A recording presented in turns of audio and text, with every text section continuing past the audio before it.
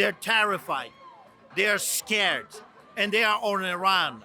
And I say to you and to everyone else that is watching, let's keep chasing them. It's about time. They have been harassing us for 2 years, coming to our homes, coming to our places of worship, shutting down our restaurants. I say, let's shut them down right now. It's about time. And what is happening with the Minister of so-called Justice, it's beautiful. He was eager to give us pastors tickets. Now a ticket brought him down. And I say, let this be just the beginning. So I showed up to get my disclosure, which I'm legally entitled to, and to make my plea. They informed me that court was closed. I asked them, what do I do now? They provided me a form that allowed me to go pay parking tickets online, which obviously didn't serve my needs whatsoever. And subsequently, there was 9 warrants issued for my arrest. Hey guys, it's 2022 and we're already back at it. If you saw my recent video, you saw that they put up a fence around the Without Papers Pizza gathering spot. Now, as you can see behind me, that hasn't stopped the group from gathering. Again, they put a fence around a literal piece of pavement. But this isn't the first time the group has faced relocation. Last week, there was a heavy police presence, and today we've just gotten to the scene. There are already police officers and peace officers. They're on scene as well, and we're gonna get in there. We're gonna find out what these guys have to say, not only about the fence, but about what they think about this new year. How is this all gonna play out? Let's go find out.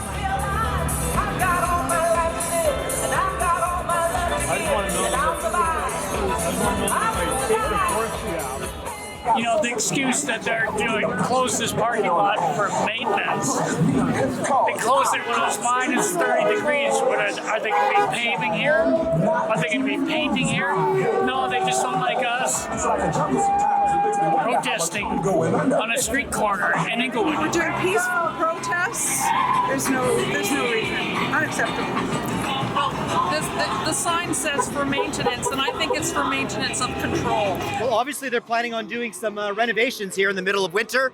The fence has been up for, I think, almost 3 weeks. I'm sure the residents and businesses of Inglewood are happy that the parking stalls that are in this lot have been taken away from them just in order to prevent us from protesting for 5 hours a week. Our legal right to protest, by the way. I think it's just kind of stupid and selfish, kind of like to block us from peacefully protesting. This is a blatant attempt by the city of Calgary to prevent our freedom to assemble.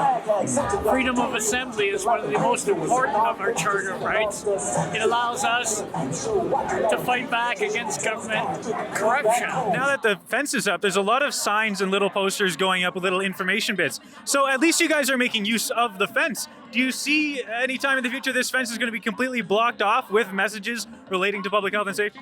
The ironic thing is that we put up our messages here every night on Thursdays, and promptly in the morning on Fridays, they're all removed. All our messages that are providing information, messages of love, messages of positivity, informing, providing the consent that people need, and yeah, they get ripped down. It's absurd. Another thing that gets me is there's a sign over there that says closed for maintenance. And my question to the city is, what are they doing? Are they paving or painting? And when does it start? Calgary politicians that are at the level of municipality that are like doing this to us. They were talking earlier in the newspaper that they might go to a step further, and then I think they didn't. They are terrified. That's what the whole thing is all about. I mean, seriously, they put a fence telling us that it's for maintenance purposes. I mean, everyone knows why. They're terrified. They're scared, and they are on a run. And I say to you and to everyone else that is watching, let's keep chasing them. It's about time. They have been harassing us for 2 years, coming to our homes, coming to our places of worship, shutting down our restaurants. I say, let's shut them down right now. It's about time. And what is happening with the Minister of so-called Justice, it's beautiful. He was eager to give us pastors tickets. Now a ticket brought him down. And I say, let this be just the beginning.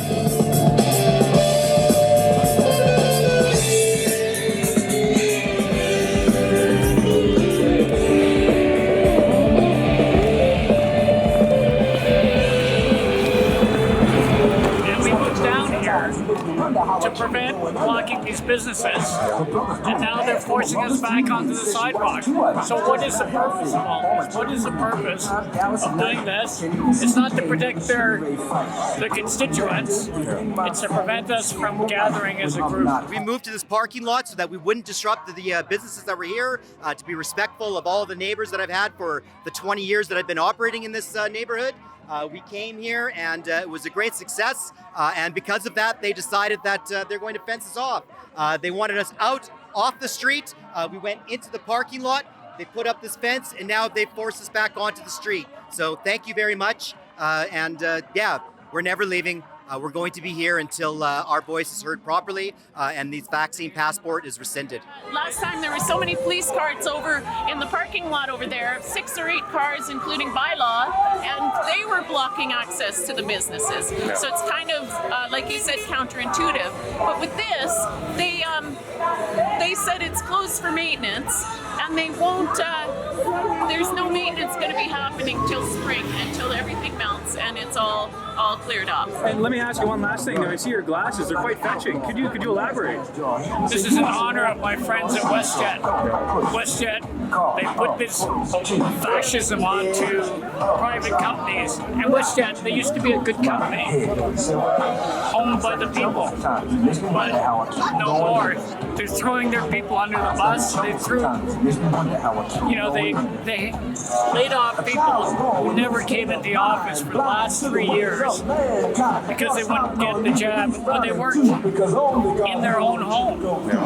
It's ridiculous. Well, what do you guys make of the new year? We've seen a lot of bad things happen. We've already seen Arthur get arrested again. We've seen a proposed tax on the unvaccinated in Quebec. Those who refuse to receive their first dose in the coming weeks will have to pay a new health contribution. But we've also seen some good things, like we've seen the Premier of Saskatchewan. He's come out being like, these mandates don't work. But it's now clear, at least in this Omicron wave of the pandemic, that lockdown policies can cause harm in our communities, often with little or virtually no benefit. We've seen in England, Boris Johnson, he was like, no, we're ending these mask mandates or ending these sort of mandates. What do you guys make of the new year?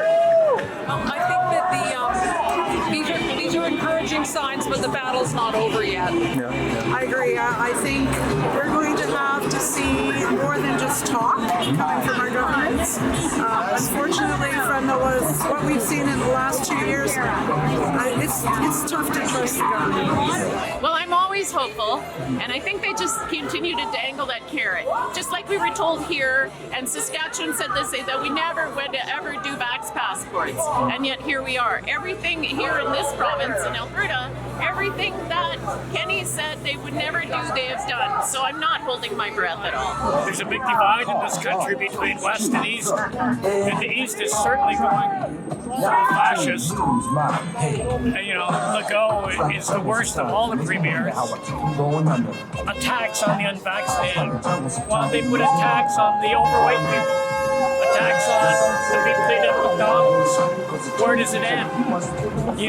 They say it's because they're clogging the hospitals. Well, why don't they put a tax on the smokers? I mean, they already do, but... An elevator tax, I should add. Yeah. Put an extra tax on, 1,100 people a year die from smoking. So, and how many people are in the hospital for cancer, lung cancer or whatever. So, it's a slippery slope that they're going down. We need to see what's happening and then defend our right. Like us at the People's Party, we want to fight for freedom, and then they're infringing on our rights for freedom, so that's bad. And then we need to voice. We need to get out of there and then say, hey, this is not right. I'm hoping that we're going to have a very positive new year. I can tell you that there's a lot of people who feel a tremendous amount of despair right now. And it's my opinion that these rallies and these get-togethers are going to increase in frequency, not only in Calgary, but all around Canada. And speaking of which, if I could ask you, have you heard of a certain pizza restaurant in Quebec that has taken a similar stand? I have heard about them, and I wish them all the luck. And I'm hoping to reach out to them this week and give them a little bit of advice as to what's happened to me and what they should expect. This new year, there's been some positive things and some bad things that have happened. of course, we started off the year just hours after I interviewed you, you got arrested. But we've also seen positive notes like the premier in Saskatchewan, he came out quite strongly against a lot of these restrictions. And then, of course, in Quebec, they had the proposed tax for the unvaccinated. What's your read on how this year's going to play out? Well, I say depends of the society. Some they think they can push hard, and the people will take it.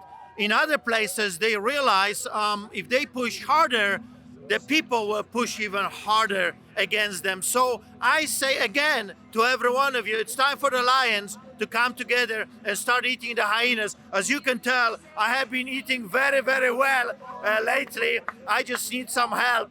We are winning. And that's my message to everyone from the pulpit and during the rallies. We are winning. They're scared. Let's just push a little bit stronger, and let's just endure this a little bit longer, because in the end, I see the light in the tunnel. You were telling me off camera something that I found a little shocking, and it was the fact that you had 9 warrants issued for your arrest. And this is because of what happened with the Without Papers pizza. Could you detail how did you get 9 warrants issued for your arrest? So I showed up to get my disclosure, which I'm legally entitled to, and to make my plea. They informed me that court was closed. I asked them, what do I do now? They provided me a form that allowed me to go pay parking tickets online, which obviously didn't serve my needs whatsoever. I did not go to pay my tickets, and subsequently there was 9 warrants issued for my arrest. They've since been cleared, all the warrants, thankfully, by the good police officers at District Number 1. Yeah, here we are. And if I could just ask one last thing. You mentioned to me how there's a certain convoy coming through Alberta. Could you explain what and your involvement in that? Well, we were asked, of course, to do what we're good at, which is feeding the people. So we're going to feed the truckers. Around 8 and 9 p.m., we're going to bring lots of food for those that are coming from British Columbia. There is hundreds of trucks, RVs, and other vehicles that are coming, so we'll feed them all. And then Monday morning, 6 a.m., we're going to give a benediction, a prayer for the convoy, for the people, and then they will go to Ottawa. So, in other words, we will send them with filled bellies and with a blessing to Ottawa. Those lions, they need to be filled with some good food, and that's what we're willing to provide. Hey guys, thanks for sticking to the end. And remember, go to fightvaccinepassports.com. There are plenty of people out there being discriminated against because of these vaccine mandates. So if you want to help fight back against that and maybe try not to bring segregation back to Canada, go to fightvaccinepassports.com. For Rebel News, I'm Sidney Fizzard. There's plenty of people out there being discriminated against because of these QR codes. So if you want to help fight back against that, go to fightvaccinepassports.com. You can see there's a lot of people that agree with that message. So go to fightvaccinepassports.com and join the party.